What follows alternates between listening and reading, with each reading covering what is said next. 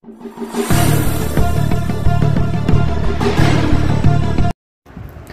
आपने कभी पाइमन गॉड के बारे में सुना है?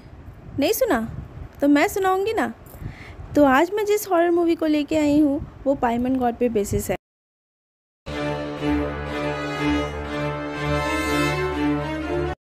अकॉर्डिंग टू रोलिंग स्टोन ये 2018 की सबसे हॉरर मूवी है।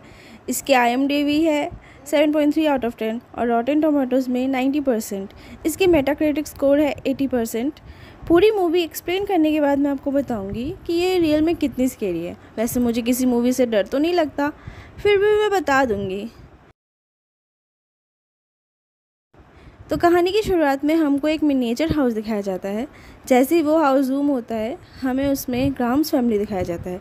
उसके बाद हम देखते हैं कि फैमिली की हेड मेंबर एलन की डेथ हो गई है। स्टार्टिंग में हम देखते हैं कि एक बंदा मर गया।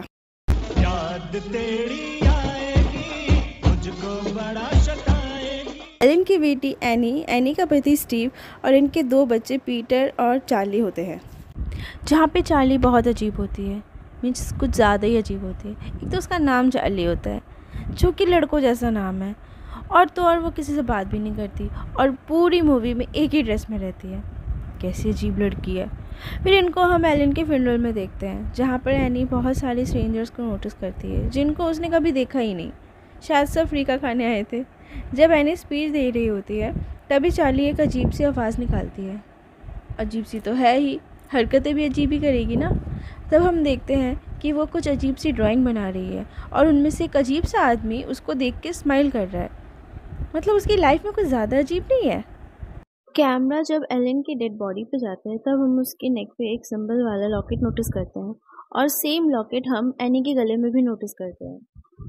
एनी प्रोफेशनली एक मिनिएचर आर्टिस्ट है जो अपने प्रोजेक्ट के लिए अपने ही घर जैसा एक मिनिएचर हाउस बना रही है। हमने मूवी की स्टार्टिंग में भी एक ये हाउस देखा था। चार्ली अपनी ग्रैंडमा के डेथ के बाद बहुत अपसेट थी और वो अपनी माँ को बोलती है कि ग्रैंडमा हमेशा कहती थी अगर वो एक लड़का होती तो बहुत अच्छा होता। अरे देवा, ये गड़बड़ है बाबा। चार्ली को सुलाने के बाद एनी जब अपने एटिक में जाती है तो वहाँ पे उसको एलन का एक नोट मिलता है जिसमें उसने लिखा था कि मैं तुम्हें सब कुछ तो नहीं बता सकती, हमने जो सेक्रीफाइसेस किए हैं उसका फल हमें ज़रूर मिलेगा। एनी ये पढ़ के बहुत गुस्सा हो जाती है और उस नोट को एक बॉक्स में डाल देती है और लाइट ऑफ करके वहाँ से चली जाती है। मैं वहाँ होती ना तो नोट फाड़ देती। तभी लाइट हम अपने आप देखते हैं कि ऑन हो जाता है पर वहाँ कोई नहीं होता। फिर कैमरा प्रोजेक्ट पे जाता है जहाँ हम देखते हैं कि चार्ली को मदरफीड एलन करवा रही है। एनी के प्रोजेक्ट में उसने ऐसा क्यों बनाया था ये भी हमें बाद में पता चलेगा। सब बाद में पता चलेगा, मैं तुम्हें सब बता दूंगी, भरोसा रखो मेरे पे। फिर हम दूसरे सीन में देखते हैं कि चार्ली और पीटर अपने स्कूल में हैं जहाँ पर चार्ली के क्लासरूम की विंडो पे एक कबूतर आके टकरा जाता है और ऑन द स्पॉट उसकी डेथ हो जाती है। कितना कमज़ोर कबूतर था ये, जिसका गला काट के चार्ली अपने पॉकेट में रख लेती है। कितनी अजीब है यार ये। ऐसा करते हुए एक औरत उसे देख लेती है जिसकी शक्ल हमने चार्ली के ड्राइंग में भी देखा था। फिर दूसरे सीन में दिखाया जाता है कि एलन की डेड बॉडी ग्रेवयार्ड से गायब हो गई है। भूत वाली फिल्में, यहाँ कुछ भी हो सकता है। स्टीव बहुत शॉक्ड होता है सुन के, बट वो ये बात एनी को नहीं बताता क्योंकि एनी ऑलरेडी वरीड है, ये सुन के और ज़्यादा वरीड होगी। साथ में हमें पता चलता है एनी काउंसलिंग सेशन ले रही है, बट ये बात उसने स्टीव को नहीं बताया। दोनों एक दूसरे से बातें छुपा रहे हैं। यहाँ तो एक दिन एनी सेशन में बताती है कि उसकी सारी फैमिली पागल है। मैं पागल हूँ, मैं पागल हूँ। उसकी माँ बहुत अजीब अजीब हरकतें करती थी। वो अपने बेटे के बॉडी में किसी और की सोल डालना चाह रही थी जिसकी वजह से उसका भाई मर जाता है। उसने ये भी बताया कि एलन ने चार्ली को बड़ा किया क्योंकि वो मोस्टली पीटर को एलन से दूर रखने में बिजी रहती थी। तभी चार्ली इतनी अजीब है और इसीलिए हमने चार्ली को एलन को ब्रेस्ट फीड कराते हुए देखा था। मैंने कहा था ना मैं बाद में बता दूंगी, तो मैंने बता दिया। Oh my God! तब सीन्स शिफ्ट होता है तो हम देखते हैं कि चार्ली अपने रूम में अकेले बैठी होती है। अकेली बैठी होती है, मैक्सिमम किसी बात ही नहीं करती तो अकेली बैठी रहती है। तो फिर उसको तभी अचानक से रोशनी दिखाई देती है। जैसे ही वो रोशनी का पीछा करती है उसे बाहर किसी की डेड बॉडी जलते हुए दिखाई देता है। एक सीन में पीटर अपनी मम्मी से पूछता है कि क्या मैं पार्टी में जाऊं, तो उसकी माँ कहती है कि नहीं, बहन को लेके जाओ। वो ऐसा इसलिए बोलती है क्योंकि पीटर थोड़ा नशे वशे करता है, तो इसी वजह से वो उसकी बहन को भेजते साथ में ताकि वो उस पर नज़र रख सके। सिंस पार्टी में जाता है तो हम देखते हैं कि पीटर पार्टी में बहुत ज़्यादा बिजी हो गया है और चार्ली पीनट केक खा लेती है जिसकी वजह से उसे एलर्जी हो जाता है। पीटर उसे जल्दी से उठा के हॉस्पिटल ले जाता है। चार्ली को ब्रीदिंग प्रॉब्लम होने लगती है, इसीलिए वो अपना सर विंडो के बाहर कर लेती है। तभी पीटर के सामने एक डीए की डेड बॉडी आ जाता है और वो उससे बचने के लिए कार को टर्न करता है और चार्ली का सर एक पोल से जा टकराता है और उसकी मुंडी धड़ से अलग हो जाती है। दूसरों की मुंडी काट के रखोगे तो ऐसा ही होगा ना। चार्ली का ऑन द स्पॉट खत्म, बाय बाय, टाटा, गुड बाय, गया। पीटर बहुत सदमे में चला जाता है और ऐसे ही ड्राइव करके हेडलेस बॉडी घर लेके चला आता है। चार्ली के फ्यूनरल के बाद सब लोग घर आते हैं तो स्टीव चार्ली के वेयर ड्राइंग्स को देखता है। इसमें सभी के सर कटे हुए थे, तभी उसकी भी मुंडी कट गई। सीन में जब हम एनी की काउंसलिंग को देखते हैं तब वहाँ हमें एक जॉन मिलती है जो बताती है कि उसका सन और ग्रैंडसन रिसेंटली डेथ हुई है तो वो उसके घर आए। अच्छा, उन्होंने के डेथ से इनका घर आने का क्या सीन है? गड़बड़ है दया, बहुत बड़ी गड़बड़ है। हम जॉन के घर पे देखते हैं कि एनी रिवील करती है उसे नींद में चलने की बुरी आदत है और एक दिन उसने नींद में अपने बच्चों के ऊपर थिनर डाल दिया और आग लगाने ही वाली थी कि उसकी नींद खुल गई। मैंने कहा था ना, पूरी फैमिली पागल है। और यही रीज़न है कि एनी के उसके बच्चों के साथ रिलेशंस को ज़्यादा अच्छे नहीं हैं।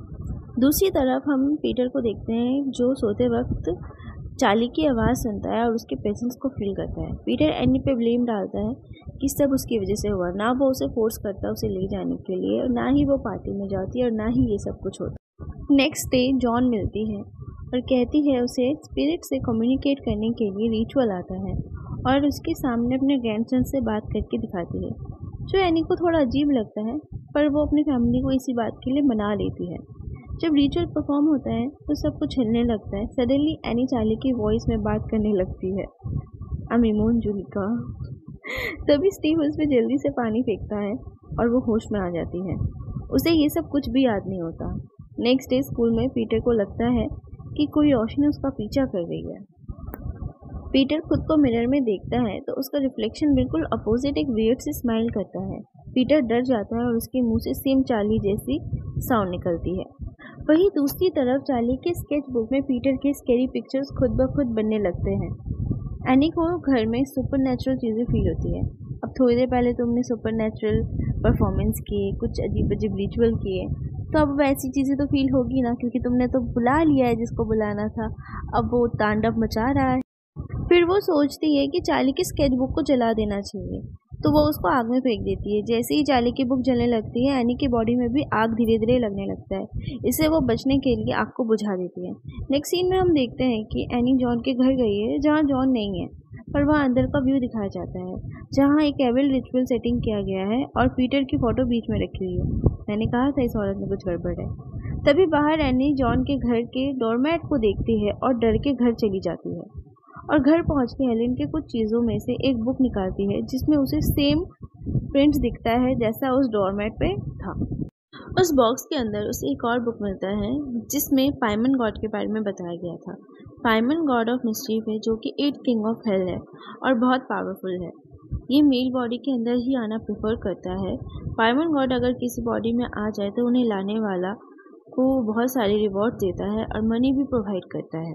एनी को ये भी पता चलता है कि एलन पाइमन गॉड के कल्ट की मेन लीडर है और जॉन उसकी ही एक फॉलोवर है। उसमें हमें ये भी पता चलता है कि एलन ने पाइमन गॉड को अपने बेटे की बॉडी में लाने की कोशिश करी थी, जैसा एनी ने सेशन के दौरान में भी बताया था। वही एटिक में एलन की बॉडी मिलती है जो पूरी तरह से सड़ चुकी थी और ऊपर से वही सिंबल दिखता है जो डोरमैट पे और उस बुक पर भी था। दूसरी तरफ हम क्लास में देखते हैं कि पीटर की बॉडी किसी अनसीन फोर्स से पोजेस हो जाती है और अपना फेस वो डेस्क पे दे मारता है जिससे उसकी नाक टूट जाती है। स्टीव पीटर को घर ले आता है। तभी एनी उसे बताती है कि एलन की हेडलेस बॉडी उसे एटिक में मिली है और वो बोलती है उसे चार्ली की स्केच बुक को जला देना चाहिए जिससे ये सब कुछ खत्म हो जाएगा। क्या बंदी है, क्या पागल औरत है। उसको पता है कि वो उसको जलाने जाएगी तो खुद भी जल जाएगी। स्टीव को लगता है एनी पागल हो गई है। लगता है कि यार हो ही गई है, वो है ही पागल ऑलरेडी, पूरी फैमिली पागल है और पुलिस भी अब इस मैटर को सॉल्व करेगी। एनी स्टीव की बात नहीं सुनती और स्केच बुक को आग लगा देती है। जैसे ही वो स्केच बुक को आग में फेंकती है तभी स्टीव की बॉडी भी आग में जल जाती है और वो ऑन द स्पॉट मर जाता है। बेचारा यहाँ पे मतलब बेवजह मर गया। इसने ना कुछ किया, ना इसने कहीं पे कोई गलती की। मतलब पूरी मूवी में इसने सिर्फ मरने के लिए मूवी साइन की थी कि भाई मैं मर लूँगा, लास्ट में मैं मर जाऊँगा। एनी ये देख के पागल हो जाती है और ज़ोर ज़ोर से अपना सर दीवार पे मारने लगती है। तभी दूसरी तरफ पीटर को होश आता है और वो अपने फादर की जली बॉडी देख के उसकी तरफ बढ़ने लगता है। तभी एनी पॉजिटिव हालत में पीटर पे अटैक करती है।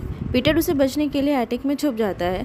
तभी उसके ऊपर ब्लड गिरने लगता है। जैसे ही वो ऊपर देखता है, ऊपर एनी अपना गला वायर से काट रही होती है।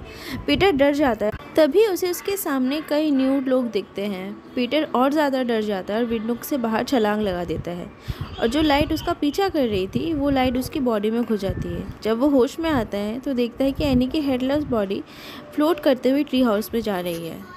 वो उसका पीछा करता है। वह अंदर जाके देखता है कि सारे न्यूड लोग उसके सामने झुके हुए हैं और दूसरी तरफ जो चार्ली का सर है वो एक स्टैचू पर लगा हुआ है। एनी और एलन की हेडलेस बॉडी भी उसके सामने झुकी हुई है। तभी जॉन आती है और पीटर को क्राउन पहनाती है और कहती है, किंग पाइमन, हमने आपको एक हेल्दी बॉडी प्रोवाइड की है, अब आप हमें अपनी नॉलेज दीजिए। और यहाँ मूवी ख़त्म हो जाती है। बेसिकली मूवी बहुत बोरिंग है। मुझे मूवी देख के एकदम डर नहीं लगा। इनफैक्ट मैंने ये मूवी रात के 12 बजे देखा था। एक्चुअली मूवी के कुछ सीन्स बहुत डिस्टर्बिंग हैं, बट इसके जो एक्टर्स हैं ना, उनकी एक्टिंग बहुत अच्छी है, मतलब बहुत रियलिस्टिक है।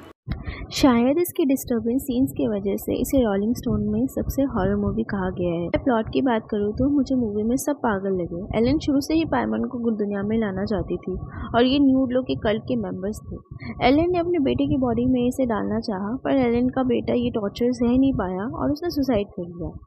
आप ये सोच रहे होंगे कि एलन ने स्पीड पर क्यों नहीं ट्राई किया, तो एलन पाइमन को सिर्फ अपने ही ब्लड लाइन में ला सकती थी, इसीलिए उसने चार्ली को अपने इतना क्लोज किया।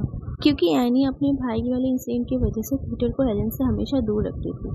तभी एलन की डेथ के बाद पाइमन चार्ली की बॉडी में आ गया था।